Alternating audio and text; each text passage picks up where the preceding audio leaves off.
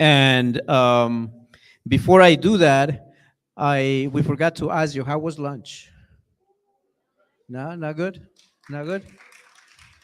Okay, so we are happy that you enjoyed lunch. We have another little surprise later on today. But as you have experienced through the day, we have the opportunity to have lots of conversations about AI and authentic learning and how it is shaping the way that we are approaching teaching and learning in general. And we could not close this program any better by having our esteemed colleague and um, former colleague at Ostos. And I'm going to give a quick summary of his bio so that you get to know him a little better. Dr. Jorge Silva-Puras, he is the Provost and Senior Vice President for Academic Affairs and Student Success at Lehman College. And before that, he served as interim dean at CUNY's SPS. And he also was a provost of the Universidad del Sagrado Corazón in San Juan, Puerto Rico. He has taught at Hostos Community College, NYU, Sagrado, SPS, and is a strong advocate for increasing access to high quality and affordable education for a diverse student population. A few things that you want to know about his distinguished career. Before joining academia, Jorge was appointed by President Obama to serve as the U.S. Small Business Association, SBA, administrator for Region 2. And before SBA, he served as chief of staff to the governor of Puerto Rico. He was also the executive director of Puerto Rico Industrial Development Company. And I could go on and on, but I want to make sure that we had an opportunity to get to know a little more about our keynote speaker. And we are happy to have you to help us closing the day and bring in the keynote address that is titled Best Practices in the Application of AI to Increase Student Engagement. We had a nice prelude to this with the conversations from our students, and I'm sure that we're going to have this wonderful conversation with Jorge. Welcome, Jorge. Thank you. Thank you very much. It's a true pleasure and honor to be back home. It was at Hostos that I fell in love with teaching. I started here in January of 2013 after a diverse previous career, and I fell in love with higher ed, and I have been in academia ever since, and I think it's for a very good reason. And you heard 6 of them just a few minutes before. The students is, of course, our reason for being, and why we're doing what we do and why we are here today. And that's what I wanted to focus on in terms of presenting some thoughts, more than a presentation. I like this to be a conversation. So I'm going to present what I hope is a very interactive set of facts and information, but I also want to hear from you. So if you have any question, any given time, you can interrupt me. Perfectly fine with that. I do want to say, and let me see if I can get out of here and go to the presentation. Can you see the presentation? I'm not sure if it's showing on the screen. Is it? Okay, great. So I titled the presentation, Best Practices in the Application of Generative AI to Improve Student Engagement. And as you can see, my focus is precisely on helping students. But to help students, we need to understand best ways, best practices, and how to use this technology in an appropriate fashion. So I wanted to start by, first of all, giving you a sense for what I'm going to cover. I'm going to cover, do a brief survey. So get your phones ready because you're going to be clicking on a QR code that will take you to a brief survey on forms. And we will also discuss the big question, to paraphrase the board, to allow or not to allow the use of AI. That is the question. Then we will talk a little bit of how to do GAI in practice, including the challenges of hallucination. And many of you, I'm sure, know what hallucinations are in the context of AI. We're going to talk a little bit about that because, as one of the presenters earlier today said, it's very easy to create your own custom GPT. You can do it in 15, 20 minutes. As a matter of fact, we're going to see one in the making right here. It's much more difficult to keep it honest. And that's what hallucinations are about. So we'll talk a little bit about that as well. And then I'll share a little bit of what I see as future prospects for the use of JAI at CUNY and others. So let's start with the disclaimer. One of my previous lives was as an attorney. I trained as an attorney, so I have to give a disclaimer. The opinions expressed here are those of the presenter and do not necessarily represent those of CUNY or even Lehman College. Even though I'm the provost, what I'm presenting here should not be interpreted as any guideline or any mandate to the faculty, who of course have the academic freedom to decide how to use AI in the classroom. But I think we do have a duty, we do have a responsibility to teach our faculty in the best practices of how to use AI. So take it in that spirit. So if you can, again, take out your phone, click on that QR code. That's going to take you to a form that has only 6 questions. So I'm going to give you a couple of minutes to answer the survey. It is not required for you to put your name or your email. If you prefer to do it in an anonymous way, that's perfectly fine. But if you want to include your name and email, you can do so, particularly if you have an interest in staying in touch beyond this conference. And you will notice that in that survey, you will find quite a few of easy questions regarding different tools and whether you use them or not, whether you use the pro version or not, whether you would pay for it or not. But the most critical question is number 6. It's the last one. You choose the top 2 that represent how you feel about generative AI in higher education. Everyone's good in terms of accessing the form? Okay. So we'll just give you a couple of minutes.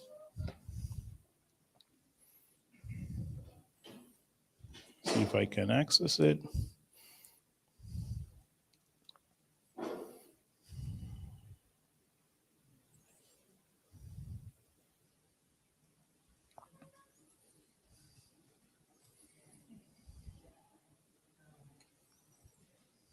The last one in particular might take you a couple of minutes to answer.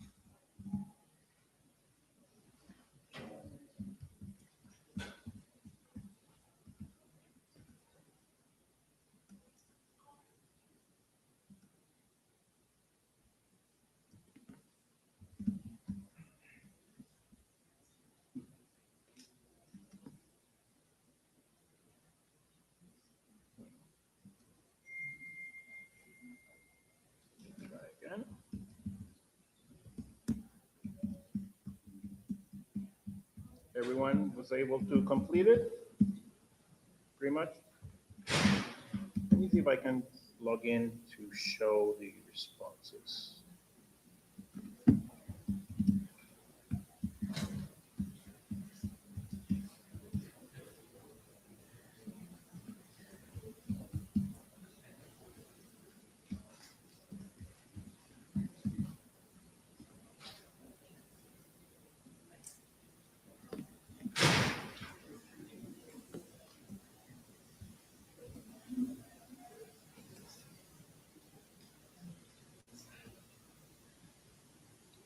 Trust this computer or not?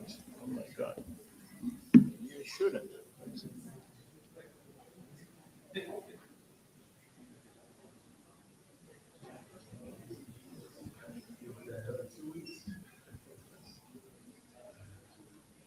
Don't ask again for 14 days.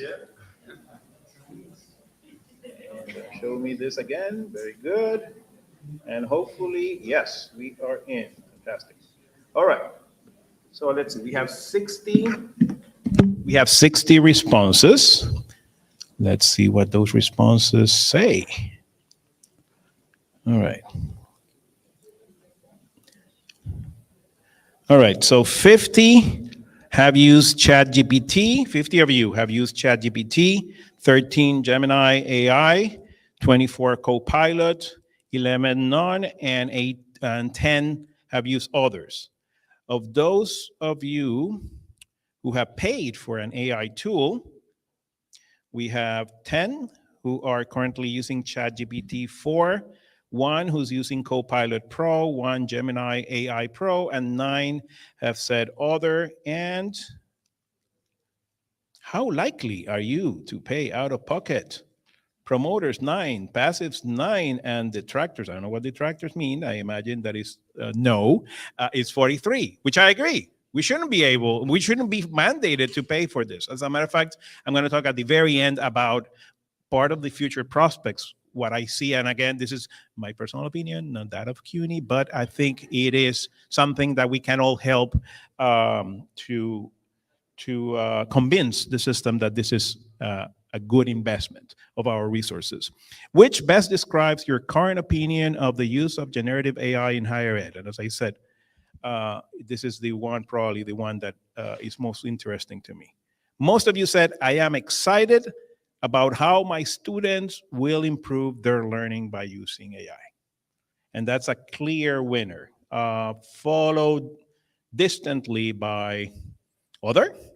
And I will find out what that other means. And I am concerned I will not be able to distinguish original work from AI-generated work.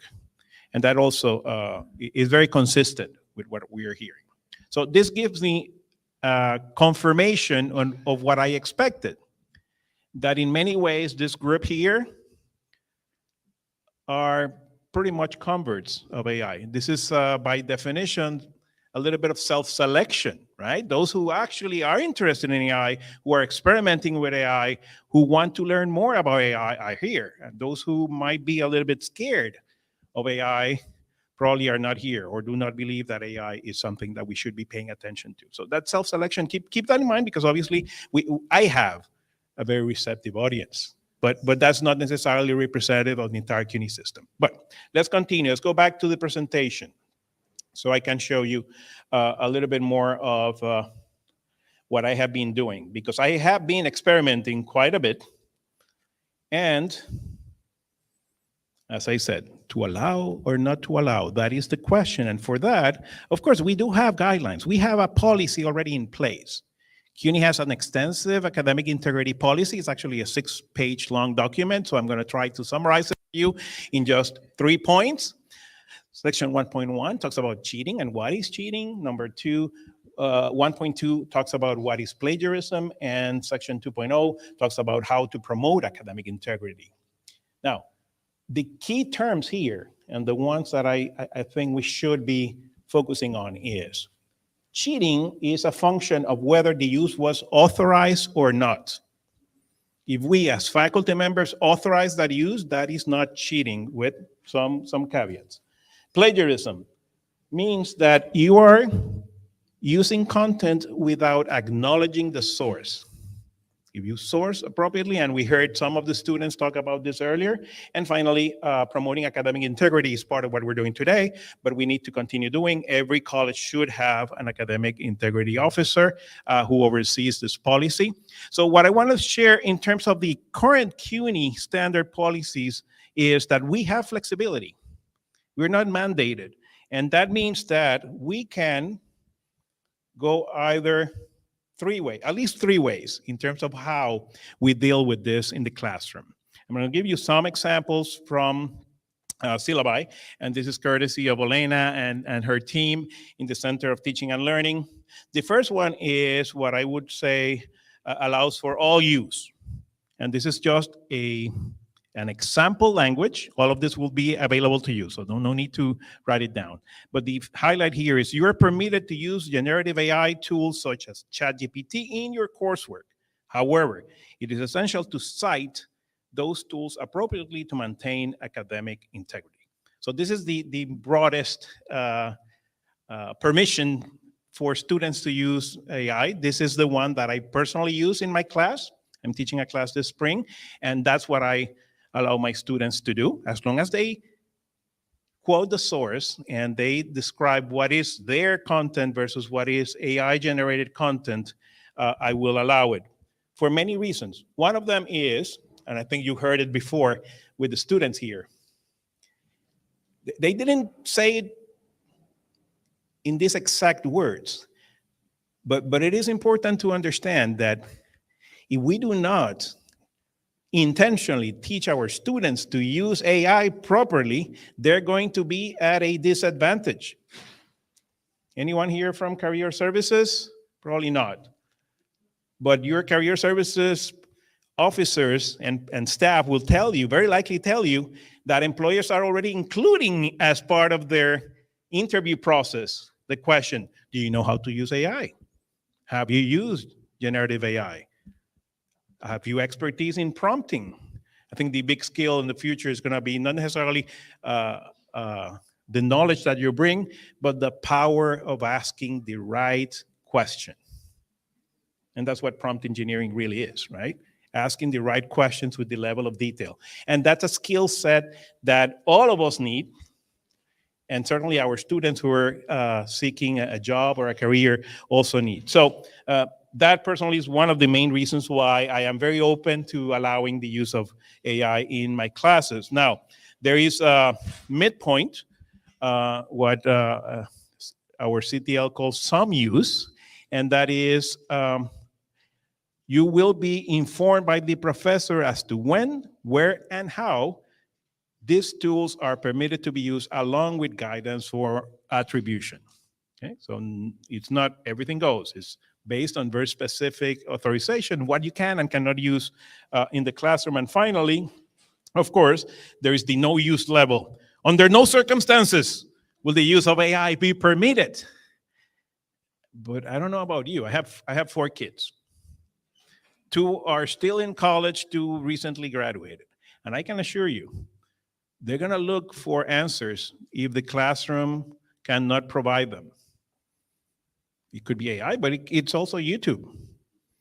And it's Google, and it's Copilot. It's whatever they have a need to understand better, they will seek those answers. So I think, again, and this was to me very apparent from the panel, great panel, by the way, that we need to be cognizant of the fact the 6 of them probably know more about how to do AI than most of the faculty members, right? We're a little bit behind. And this is only going to get more and more prevalent. So we need to also learn about how to use AI appropriately. And saying no permitted use whatsoever, well, I do appreciate Giancarlos's honesty, saying that when the professor says do not use AI, he doesn't use it. I don't necessarily think that's representative of the student population. So let's talk a little bit about how I have been experimenting with AI. And as you know, these are the 3 main platforms, OpenAI, which of course has ChatGPT, the Copilot platform developed by Microsoft with input, of course, it's using ChatGPT, and Google, which has developed Gemini AI. And the reason why I want to highlight this slide is this is becoming an arms race. If you think AI is powerful today, as a matter of fact, this presentation evolved dramatically in just 1 month because of what happened in just 4 weeks. If you think AI is powerful now, think about the sheer amount of resources and money and capital that's been invested here. Anyone remembers when Facebook bought Instagram, right? Anyone remembers how much they paid for it? Huh?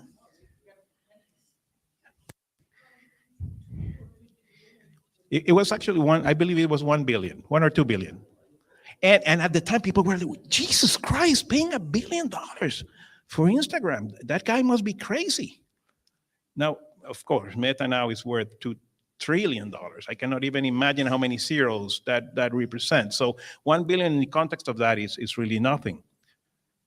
Now, compare that to what Microsoft has invested in OpenAI. Compare that to what Apple has recently announced and Google has recently announced. I think Google said last week they're going to invest $100 billion in AI. So this is going to be an area that is going to see a lot of growth, a lot of development in the upcoming, I was going to say years, but in the upcoming months. We're going to see this dramatically change. And of course, higher ed has already started to use, there's an ecosystem in higher education of many platforms that are derived from generative AI. You heard about Grammarly at the panel. CanMigo is a virtual tutor of the Khan Academy. DeepL is an application that allows allows you to do quite good translations in many languages. And Canva, of course, is a design system, which is the one I'm using here, and does have an AI tool. So parts of my presentation were actually developed using AI. Now, to me, the most interesting application of AI is creating your own customized tools, what is called a customized GPT. So what I started doing was I started experimenting with the creation of a customized GPT for my business class, a virtual teaching assistant of sorts. For that, of course, I had to buy the pro version of ChatGPT. And the professor mentioned this in his presentation earlier today. And I'm sure many of you are much more savvy and knowledgeable about this than I am. But I love to experiment. And what I wanted to do is take you through a very quick description of how you could start using customized GPTs for your classes or for your functions. So first of all, you have to choose the platform. I chose OpenAI. You create your customized GPT, and you select the relevant data. And this is where this third step, that's the critical one to keep the GPT honest. Garbage in, garbage out. If you don't allow or provide good data to the custom GPT, you're not going to get good responses from that GPT. And that's what really is going to take a little bit of time. And why you want to do that? Because you want to minimize hallucinations. And no, I'm not talking about effects of using illegal drugs. I'm talking about how GPT actually makes stuff up, right? And it's based, there are many causes, but the main cause, in my opinion, is that the GPT has either insufficient, outdated, or low quality training data. Remember, the GPT is reading and absorbing and interpreting data, but if you're again feeding it with incorrect data or outdated data, and some of these tools like the free GPT is at least a year behind in terms of the data that it uses to collect answers. So I wanted to show you a real life demonstration of my custom GPTs. Okay.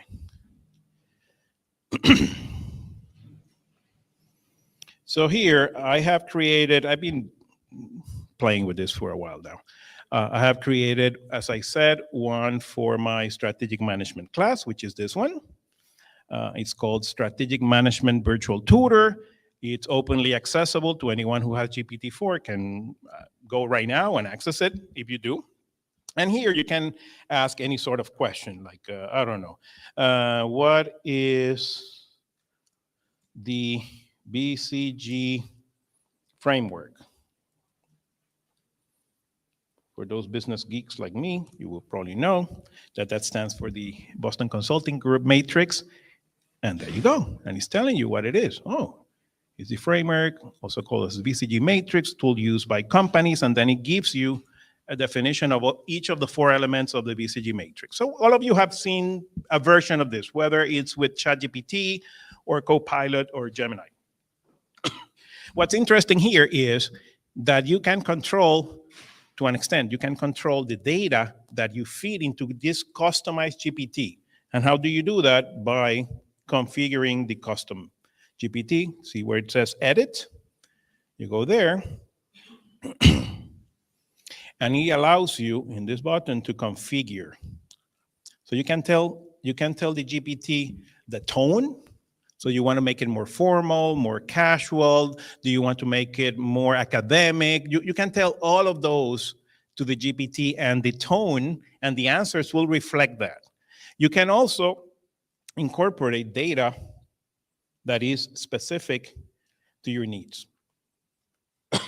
So in this case, I use an open educational resource. My textbook is open sourced. It's an OpenStax book. So what I did is I downloaded it. Careful. This is a system that, again, it's evolving and needs tweaking and fixing. Sometimes PDFs are not as easy to read as text documents. So what I did was I tried it both ways and realized that it was better to download the book in a text format and incorporate it on the customized GPT in text format so the GPT can read it easier. But you can also include all sorts of things. One of the case studies I'm using is on the airline industry. So what I did was I took the annual reports of JetBlue and Delta and Southwest, and I incorporated them into the data so that they get specific information about that particular aspect of business. Now, going back to hallucinations, I said, well, let me go create something that maybe I'm a bit more intimately familiar with. So I created this ChatGPT about the contemporary history of Puerto Rico. And I did it in Spanish. I also wanted to test the accuracy and capability in a foreign language. It's superb. It's excellent, excellent. So I said, well, what do I know about contemporary history? So since I work in government, I started by looking at my previous boss. And I asked him about the governor of Puerto Rico. So who is Aníbal Acevedo Vilá? The governor I served on, and gave a very good answer. It's in Spanish again, so my apologies for those who don't read Spanish, but I did want to do the test. So I said, let me ask about someone I know a little bit better even. Who is Jorge Silva-Puras? And it told me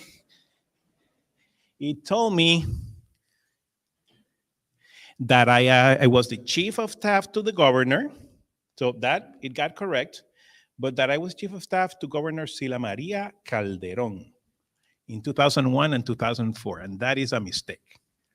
That was the previous governor. So what I did was I told the GPT, hey, you made a mistake, error. I was chief of staff under Acevedo Vilá. So the machine learned and said, oh, thank you for the correction. You are right. You served as chief of staff under Aníbal Acevedo Vilá during the term 2005 through 2009. So I corrected not only the governor, but also the date. Now that customized GPT is learning. So next time, if I ever use this for any other reason than to play with it, next time the question is asked, it will have the right information, okay? So you can teach. It's not infallible. There will still be reasons and ways in which it will give you incorrect information. And that's, again, evolving. I would imagine at some point OpenAI will launch GPT-5. I can only imagine what that thing will do. It is scary. I must admit, it is scary. But again, it is a tool that will be available for all of us. Now, I want to, again, do a little bit of interactivity. There are a ton of customized GPTs out there and growing by the week. And there are categories. So for instance, if you go to education, you will see all these applications that exist today that allow you to leverage ChatGPT in education. Could be as a tutor, as a math solver, as a data analyst, as a financial manager, as a chemist, as an economist, machine learning, you name it. And these are just 12 of hundreds, if not thousands, of customized GPTs that are being created constantly. So I wanted to do a little bit of interactive demo by asking the audience if you would like to create a customized GPT on any subject. Anyone? Yes. Hip hop. Very good. So we're going to create a customized GPT on hip hop. Okay.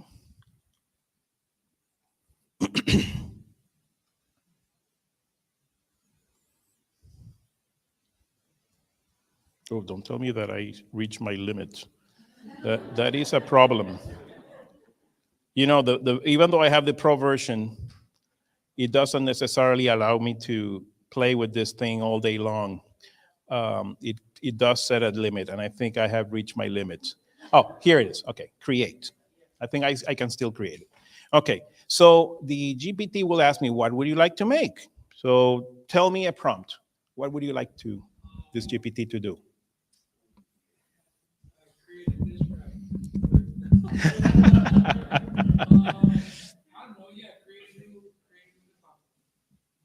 Create a new hip hop song. Okay, so that's what you want. The GPT is building it.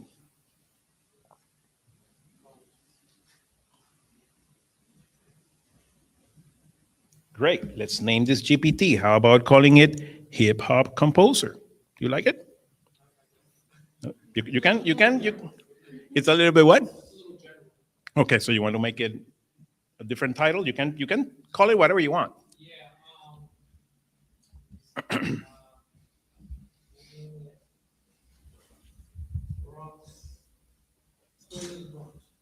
Okay. Hip hop with a focus on the Bronx, let's say. See how it reacts to that.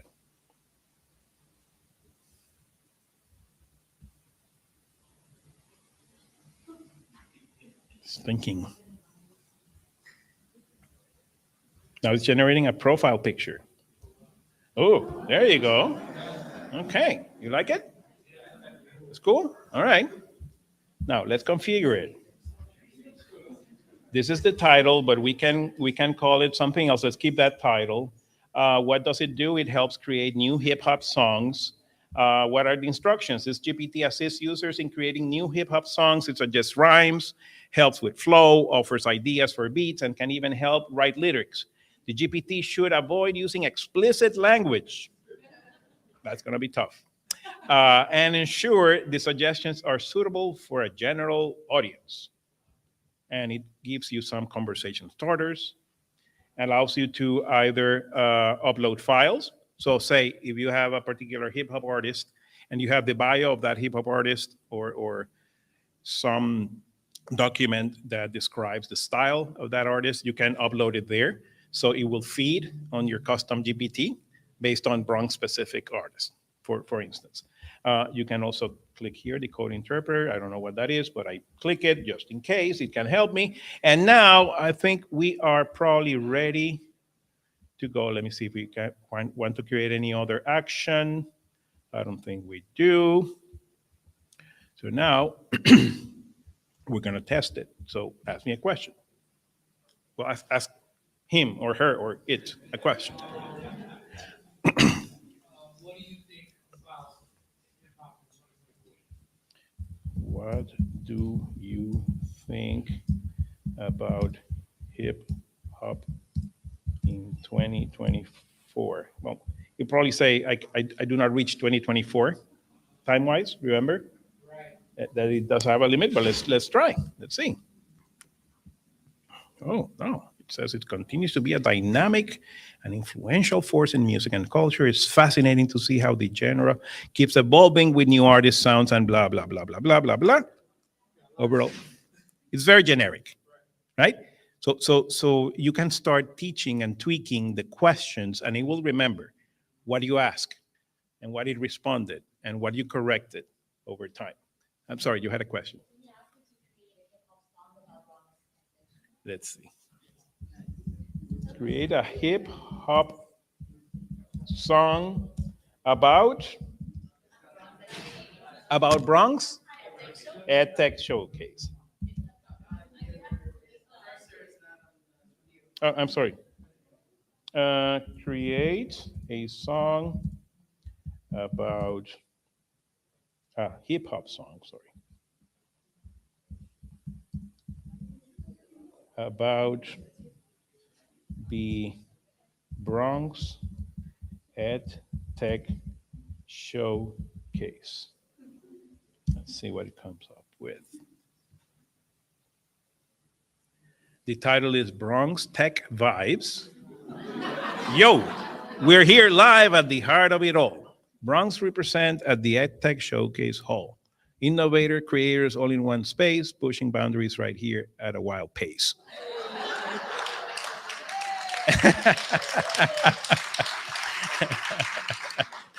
Not too bad, not too bad.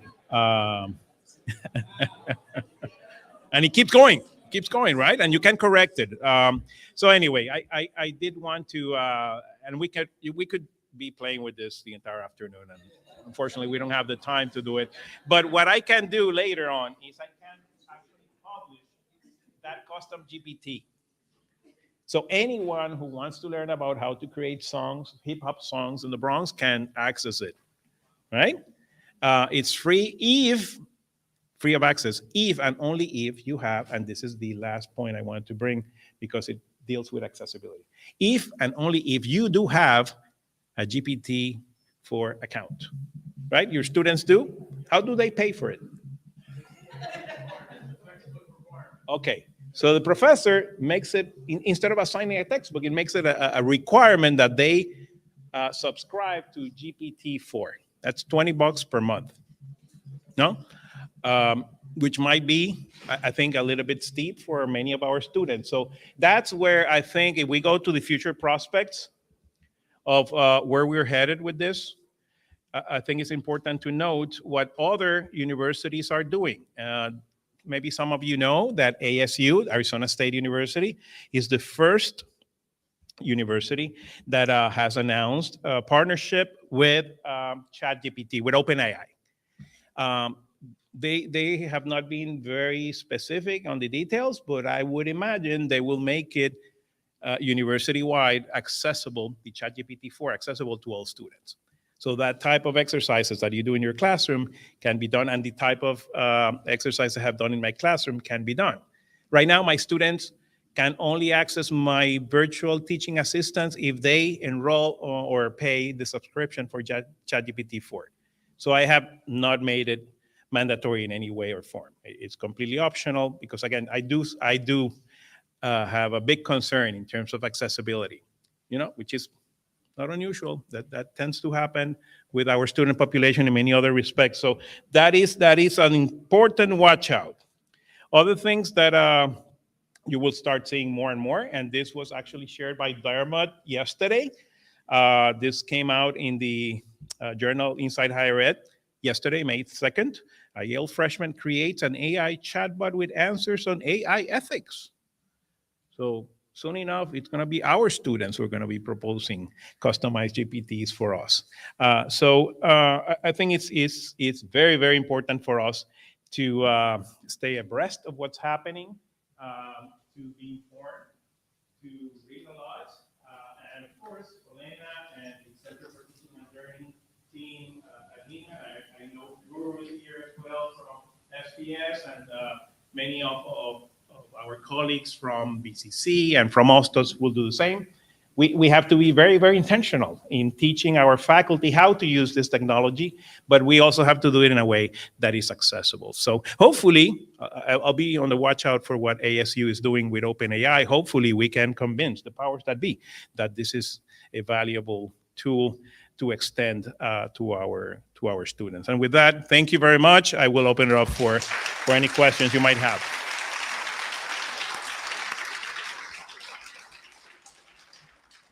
Questions, anyone? Julie? Would you be willing to say something about how you feel it's worked in your class? To be honest, Julie has worked, it has helped me more than it has helped the students because I, again, have not mandated this tool to be used by them. What I have done, though, is I have given them specific exercises that require them to use AI. And you heard it maybe in some of the workshops earlier. The important thing here is to use the tool to enhance their critical thinking. So I want to see that chat, like we did with the hip hop composer, I want to see how they evolved their way of thinking about creating a tool that leverages AI. I'm still not where I want to be. I want to do it in a proper way when I can say, hey, every one of the students in this class can have access to the customized GPT because you have a CUNY paid account or license of the ChatGPT 4 version. Okay. Hold on one second. We have a microphone. We're going to pass it around. I have a quick comment and a question. It would have been nice if we could have took the song it made and put it in an audio AI and heard it said back. That would have been cool. Yeah. But also, I wanted to ask you: are you familiar with Worm GPT? It's basically the Chat GPT for black hat hackers to do malicious stuff. There was a panel about it at the IT conference at John Jay back in the fall. Okay. So basically, you're not aware of it, but basically, I guess my question is malicious intent with AI. I had a conversation with my friend the other day, and he said that everything should be open and that the government should just flag if people are looking up how to make a bomb or something like that. What are your thoughts about that? Yeah, the ethical aspect of use or misuse of AI could take an entire conference. As a matter of fact, we should plan for an entire conference on this topic because in the age of disinformation, particularly in the very polarized political climate we're living, I am very, very concerned about what the AI technology will be able to do. OpenAI right now is developing a new tool that allows you to create videos that are completely made up. The characters are made up. The conversations are made up. You can create a movie. You can create a commercial in which you libel a friend of yours. It is very, very scary, and we don't have the controls yet.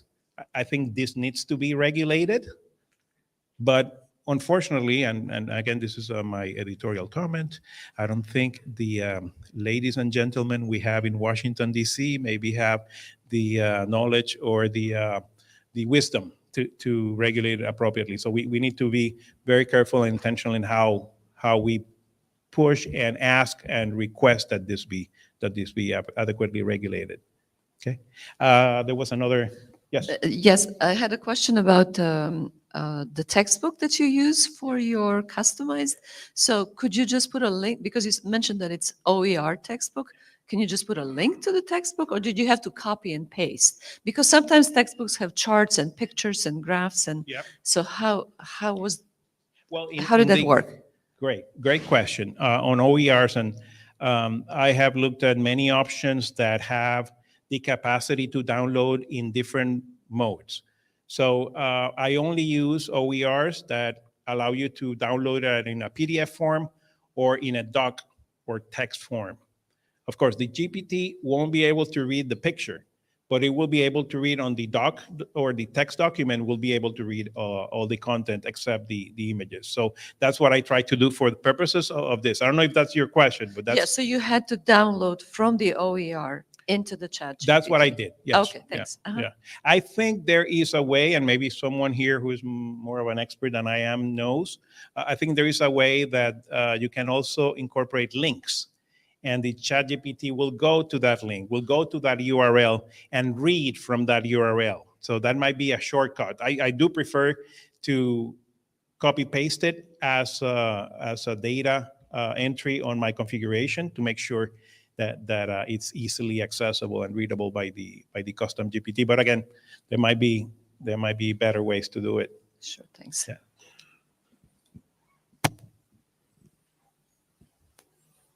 Anyone else? Yes. We got a mic. Thank you. In regards to copywritten material, have you tested anything with that on the premium chat GPT? I have not. The question is about copyrighted material. I have not. IP, I think, has not evolved. IP, intellectual property law in particular, has not evolved at the speed that it needs to. When it was initially legislated, again, I'm putting my lawyer hat on, it was in a very different world. We're way past what the law provides. So unfortunately, very little that can be done in terms of protecting copyright. It is a, huh? I don't think so. At least I haven't seen it providing any restrictions. Yeah.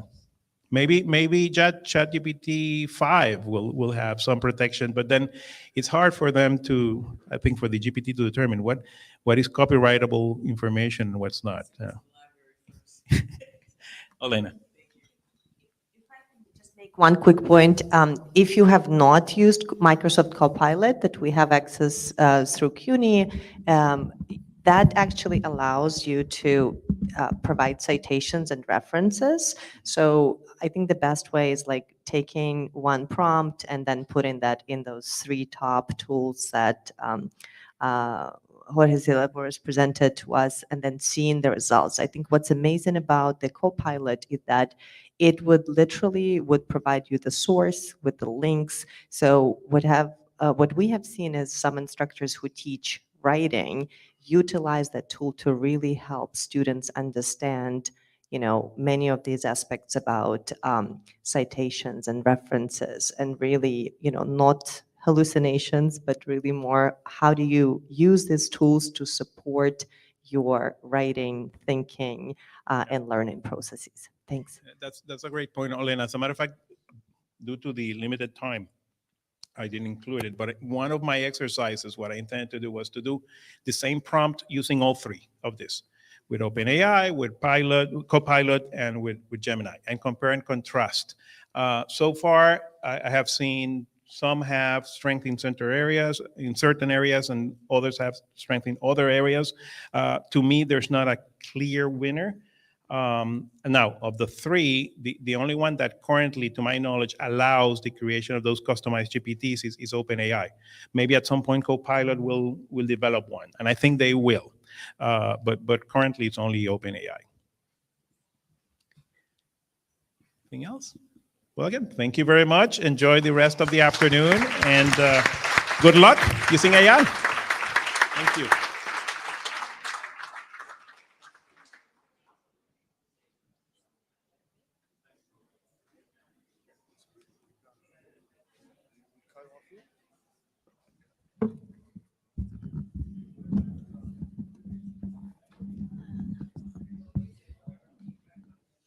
Thanks everyone so much. Today is not yet over.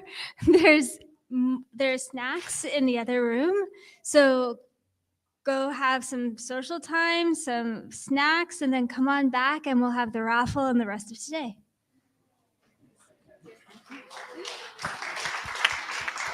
So there was good and bad news, right? There was good and bad news. The bad news is you have to eat more food. The good news is there's a great raffle. So like Kate said,